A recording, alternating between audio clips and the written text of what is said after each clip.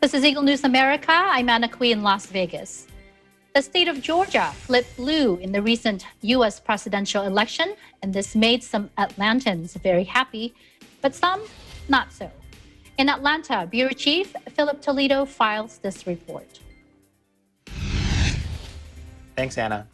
As our viewers are well aware, the U.S. media outlets have widely projected that former Vice President Joe Biden has claimed victory in the U.S. 2020 presidential election, as he is now edged ahead of current President Trump in several of the key battleground states.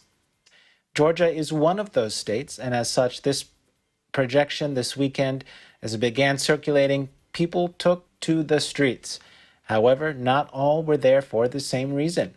Now, the city of Atlanta and the surrounding suburbs have generally gone blue in the past several elections, and this year doesn't appear to be very different.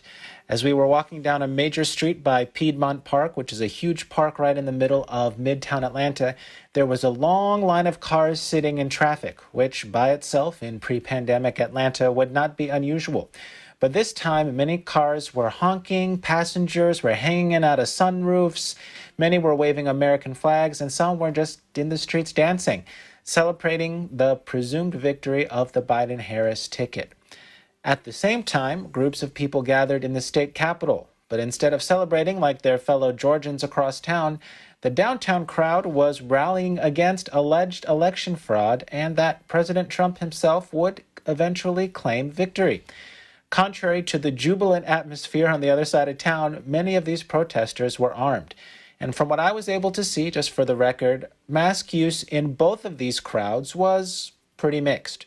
It's important to note that while most media outlets have projected a winner, it's actually going to be a few days or even a few weeks before we technically have a certified result.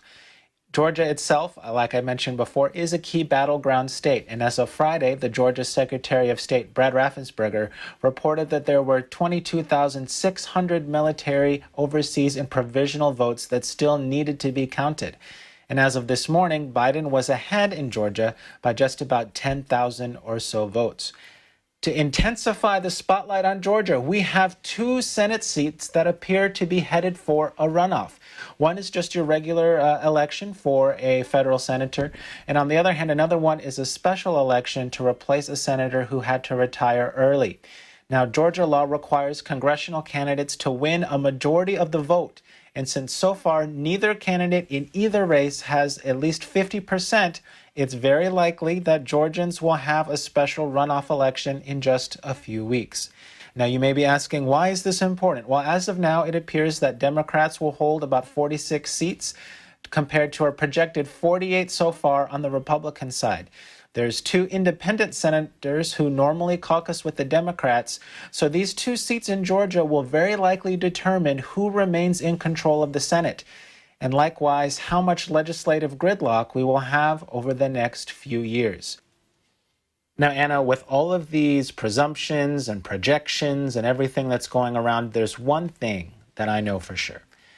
Georgians, we better brace ourselves for more political scrutiny and campaign ads for at least the next several weeks. In Atlanta, Georgia, I'm Phillip Toledo, Eagle News.